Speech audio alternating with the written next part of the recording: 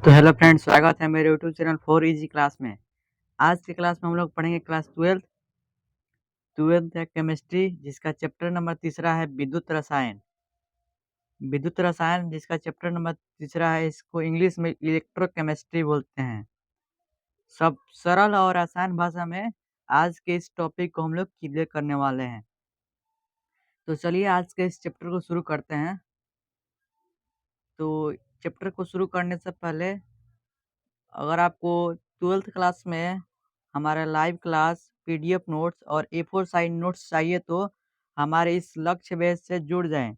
इसको जुड़ने के लिए हमारे दिए गए नंबर पर कॉल या व्हाट्सएप कर इस ग्रुप में ज़रूर जुड़ जाए, ताकि आपको लाइव क्लास, पीडीएफ नोट्स और ए4 साइज नोट्स और रिकॉर्डेड क्लास मिलती रहे। तो दोस्तों, आज की इस क्लास को चलिए शुरू करते हैं। तो सबसे पहले हम लोग जानेंगे कि विद्युत रसायन क्या होता है, जिसको इंग्लिश में इलेक्ट्रोकेमिस्ट्री बोला जाता है। तो नाम से पता चल जा रहा है, विद्युत और रसायन के बारे में अध्ययन विद्युत रसायन कहलाता है। तो रसायन विज्ञान की वह शाखा जिसके अंतर्गत विद्युत ऊर्जा एवं रासायनिक ऊर्जा के परस्पर संबंध का अध्ययन किया जाता है, विद्युत रसायन कहलाता है। विद्युत रसायन क्या कहलाता है? रसायन विज्ञान की वह शाखा है जिसके अंतर्गत विद्युत ऊर्जा और रासायनिक ऊर्जा के परस्पर संबंध के बारे में अध्ययन किया जाए, उसको विद्युत रसायन कहते हैं। विद्युत रसायन को अगर हम लोग अलग अलग करें तो विद्युत प्लस रसायन होता है। विद्युत का मतलब होता है विद्युत ऊर्जा और रसायन का मतलब रासायनिक ऊर्जा। यानी विज्ञान की वह शाखा, यानी रसायन विज्ञान की वह शाखा जिसके अंतर्गत विद्युत ऊर्जा और रासायनिक ऊर्जा के मध्य परस्पर संबंध का अध्ययन किया जाए, उसको विद्युत ऊर्जा कहते हैं। अब हम लोग यहाँ पर जानेंगे एक पॉइंट में, विद्युत चालक क्या होती है, जिसको इंग्लिश में इलेक्ट्रिकल कंडक्टर बोला जाता है। तो ऐसे पदार्थ जिनमें धारा का प्रवाह होता है विद्युत चालक कहलाते हैं। विद्युत चालक क्या होते हैं? ऐसे पदार्थ जिनमें धारा का प्रवाह हो, जिनमें विद्युत धारा का प्रवाह आसानी से हो, उसे विद्युत चालक कहलाते हैं। इसके एग्जाम्पल में समस्त धातुएं, यानी जितनी भी सारी हमारी धातु होती है वो सब विद्युत के चालक होती हैं। अम्ल भी होती है, क्षार और लवण का विलयन भी विद्युत का चालन करते हैं। अपवाद में लेड, जो कि कुचालक है। इनमें धातु में एक हमारा अपवाद आता है लेड, जो कि कुचालक है। यह विद्युत का प्रवाह नहीं होते, इसमें विद्युत का प्रवाह नहीं होता है, इसलिए इसको अपवाद के श्रेणी में रखा गया है। लेड को हम लोग पीबी से प्रदर्शित करते हैं। अब आता है कुचालक क्या होती है? Non conductor. ऐसे पदार्थ जिनमें धारा का प्रवाह नहीं होता है कुचालक कहलाते हैं। इसके एग्जाम्पल में कांच, रबड़, प्लास्टिक, लकड़ी इत्यादि। यानी वैसा पदार्थ जिनमें धारा का प्रवाह नहीं होता है कुचालक कहलाते हैं। जैसे एग्जाम्पल में हो जाए कांच। क्या कांच में विद्युत धारा का प्रवाह करना संभव है? तो इसका जवाब होगा नहीं।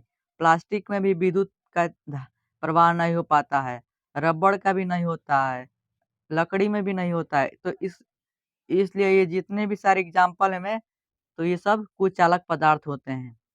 अब हम लोग जानेंगे नोट पॉइंट में, किसी पदार्थ में धारा प्रवाह के लिए निम्न शर्तें आवश्यक होती है। यानी किसी भी पदार्थ में अगर धारा का प्रवाह करना हो तो उनमें निम्न शर्तें का आवश्यक होना जरूरी है। पदार्थ में आवेश वाहक की उपस्थिति। यहाँ पर एक पॉइंट आता है, आवेश वाहक क्या होती है? तो आवेश वाहक इलेक्ट्रॉन और आयन होती है। यानी पदार्थ में इलेक्ट्रॉन और आयन की उपस्थिति होना बहुत ही ज्यादा जरूरी है। अगर ये नहीं रहेगा तो वह पदार्थ में धारा का प्रवाह नहीं होगा। तो इसलिए यहाँ पर लिखा गया है, किसी भी पदार्थ में धारा प्रवाह के लिए निम्न शर्तें आवश्यक है। पहला, पदार्थ में आवश्यक यानी आवेश वाहक की उपस्थिति। आवेश वाहक मतलब इलेक्ट्रॉन और आयन से इसका मतलब है। आवेश वाहक मतलब इलेक्ट्रॉन और आयन की उपस्थिति होना बहुत ही जरूरी है। अब दूसरा हमारा पॉइंट आता है, आवेश वाहक को एक स्थान से दूसरे स्थान तक ले जाने वाला बल। आवेश वाहक का मतलब होता है इलेक्ट्रॉन और आयन। यानी इलेक्ट्रॉन को एक स्थान से दूसरे स्थान तक ले जाने वाला अगर बल नहीं रहेगा तो वह पदार्थ में विद्युत का चालन नहीं हो पाएगा। अब हम लोग जानेंगे विद्युत चालक के प्रकार। जिसको इंग्लिश में बोला जाता है टाइप ऑफ इलेक्ट्रिकल कंडक्टर, कि आखिर विद्युत चालक कितने प्रकार के होते हैं, चलिए जानते हैं। तो विद्युत चालक को निम्न भागों में वर्गीकृत किया जाता है। कौन कौन भाग, चलिए जानते हैं इसको। तो पहला हमारा है धात्विक चालक, जैसा कि नाम से ही पता चल जा रहा है कि इसमें धातु का ये सब धातु में विद्युत का चालन होता है। तो यहाँ पर लिखा गया है, इंग्लिश में इसको मेटेलिक कंडक्टर बोलते हैं। वे चालक पदार्थ जिनमें विद्युत धारा का प्रवाह इलेक्ट्रॉन की गति के कारण होता है धात्विक चालक कहलाते हैं। यानी वैसा चालक पदार्थ जिनमें विद्युत धारा का प्रवाह इलेक्ट्रॉन के गति के कारण होता है, यानी उसमें इलेक्ट्रॉन का अगर गति हुआ तो उसी के कारण विद्युत धारा का प्रवाह होगा, तो उस पदार्थ को हम लोग क्या बोलेंगे, धात्विक चालक बोलेंगे। इसके एग्जाम्पल में जैसे हो गया सोना, चांदी। चांदी जो हो वो विद्युत का सबसे अच्छा चालक होता है, क्योंकि इनमें धारा का प्रवाह बहुत ही तेजी से यानी सुगम रूप से होता है। एल्युमिनियम, इनमें भी ये भी धात्विक चालक का उदाहरण, यानी इनमें विद्युत धारा का प्रवाह होता है। और विद्युत धारा का प्रवाह किसके कारण होता है, इलेक्ट्रॉन की गति के कारण होता है। इसके एग्जाम्पल में कॉपर भी हो जाएगा, ग्रेफाइट। ग्रेफाइट में भी विद्युत का चालन होता है, जो कि ग्रेफाइट जो होता है वो अधातु होता है, यह अपवाद में होता है। अब हम लोग जानेंगे नोट पॉइंट में, इनमें धारा का प्रवाह इलेक्ट्रॉन के द्वारा होता है, अतः इन्हें इलेक्ट्रॉनिक चालक भी कहते हैं। यानी इससे स्पष्ट हुआ कि धात्विक चालक को हम लोग इलेक्ट्रॉनिक चालक भी बोल सकते हैं। नोट, इनमें धारा का प्रवाह इलेक्ट्रॉन के द्वारा होता है, इसलिए इन्हें हम लोग धात्विक चालक के नाम से जाना जाता है। तो यहाँ पर ऑब्जेक्टिव एक क्लियर हो जाएगा कि धात्विक चालक को निम्नलिखित में किसके नाम से जाना जाता है, तो धात्विक चालक को इलेक्ट्रॉनिक चालक भी कहते हैं। ये भी एक ऑब्जेक्टिव यहाँ पर आपका क्लियर हो गया, 1 नंबर आपका यहाँ पर क्लियर हो गया। अब हम नोट पॉइंट में देखेंगे कि अभी हमने आपको बताया कि चांदी जो है विद्युत की चालकता सर्वाधिक होती है, यानी चांदी की विद्युत चालकता सर्वाधिक होती है, यानी चांदी में जो विद्युत का चालन वो बहुत ही तेजी से यानी सुगम रूप से होता है, यानी आसानी से होता है। तो चांदी जो है वो विद्युत का सबसे अच्छा चालक है।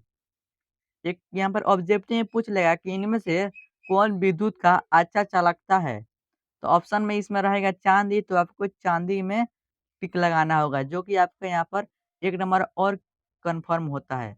अब हम लोग जानेंगे विद्युत अपघटनी चालक। तो विद्युत अपघटनी चालक क्या होती है, वे पदार्थ जिनके जलीय विलयन या गलित अवस्था में विद्युत धारा का प्रवाह मुक्त आयन की उपस्थिति के द्वारा होता है, विद्युत अपघटनी चालक कहलाता है। यानी वैसा पदार्थ जिसका जलीय विलयन या गलित अवस्था में विद्युत धारा का प्रवाह इनमें मुक्त इलेक्ट्रॉन की उपस्थिति के द्वारा होता है, विद्युत अपघटनी चालक कहलाते हैं। यानी इन सभी पदार्थ में जो इन चालक में जलीय विलयन या गलित अवस्था में, अगर यह जलीय विलयन या गलित अवस्था के रूप में रहेगा तो इनमें विद्युत का प्रवाह मुक्त आयन, आयन मतलब यहाँ पर क्या हुआ, धनायन और ऋणायन से यहाँ पर मतलब हुआ। मुक्त आयन का मतलब धनायन और ऋणायन की उपस्थिति के द्वारा होता है, विद्युत अपघटनी चालक कहलाते हैं। यानी वे पदार्थ जिनके जलीय विलयन में अगर हम मुक्त आयन की उपस्थिति के द्वारा विद्युत धारा का प्रवाह करें तो उस सब पदार्थ को हम लोग क्या बोलेंगे, विद्युत अपघटनी चालक। अब यहाँ पर नोट पॉइंट में आता है, इनमें धारा का प्रवाह आयनों के द्वारा होता है, इसलिए इसे आयनिक चालक कहते हैं। इनमें धारा का प्रवाह आयनों के द्वारा होता है, इसलिए इसको हम लोग आयनिक चालक के भी नाम से जानते हैं। तो यहाँ पर भी एक ऑब्जेक्टिव आता है आपका कि इनमें धारा का प्रवाह आयनों के द्वारा होता है, तो इस यहाँ पर पूछ लेगा कि विद्युत अपघटनी चालक को अन्य किस नाम से जाना जाता है, तो विद्युत अपघटनी चालक को आयनिक चालक के नाम से भी जाना जाता है। यहाँ पर भी आपका एक ऑब्जेक्टिव क्लियर हो गया। अब इसके एग्जाम्पल में देखेंगे तो इसके एग्जाम्पल में H2SO4 यानी जिसको हम लोग बोलेंगे सल्फ्यूरिक अम्ल, HCl यानी हाइड्रोजन क्लोराइड।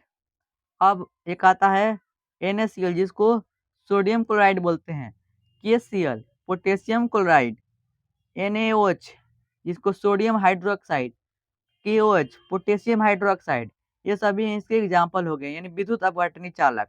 विद्युत अपघटनीय चालक क्या होती है? जिसके जलीय या गलित अवस्था में विद्युत धारा का प्रवाह मुक्त आयन की उपस्थिति के द्वारा होता है। ये वाला पॉइंट आपके लिए बहुत ही इम्पोर्टेंट पॉइंट है, जो कि परीक्षा की दृष्टि से पूछ लिया जाता है ऑब्जेक्टिव में, तो इसलिए आपको यहाँ पर याद कर लेना है, क्योंकि आपका एक यहाँ पर 1 नंबर आपका यहाँ पर क्लियर हो जाएगा। तो अब हम लोग नेक्स्ट वीडियो में पार्ट नंबर 2 में इसके आगे देखेंगे। पार्ट नंबर 2 में हम इसके आगे देखेंगे, हमारा आता है सेकंड नंबर विद्युत अपघट्य। उसके बाद हम लोग प्रबल विद्युत अपघट पढ़ेंगे। उसके बाद से हम लोग नेक्स्ट वाला वीडियो में यानी पार्ट 2 के वीडियो में इसके आगे हम लोग कंफर्म क्लियर करने वाले हैं। तो दोस्तों मिलते हैं किसी और अन्य वीडियो में। अगर आप मेरे चैनल पर नए हो तो चैनल को ज़रूर सब्सक्राइब करिएगा, और आपको पीडीएफ या नोट्स चाहिए तो हमारे नंबर पर यानी 8011622098 पर मैसेज कर आप व्हाट्सएप ग्रुप में जुड़ सकते हैं, जिसके द्वारा हम आपको पीडीएफ नोट्स और A4 साइज में नोट्स दे सकते हैं, और हम अपना हैंड रिटेन नोट्स भी आपको प्रोवाइड करेंगे, जो कि आपको परीक्षा की दृष्टि से बहुत ही महत्वपूर्ण होने वाली है। तो अगर आप मेरे चैनल पर नए हो तो ज़रूर सब्सक्राइब करिएगा, ताकि आपको इसी प्रकार के हम एजुकेशनल वीडियो प्रोवाइड करते रहें। यहाँ पर बिल्कुल फ्री में आपको पीडीएफ नोट्स और जो पूरा रिकॉर्डेड क्लास, आपको A4 size notes, hand written notes मेरे द्वारा लिखा हुआ आपको मिलेगा। तो हमारे चैनल को ज़रूर सब्सक्राइब करिएगा और वीडियो को ज़रूर लाइक करिएगा। मिलते हैं किसी और अन्य वीडियो में, तब तक के लिए जय हिंद, जय भारत।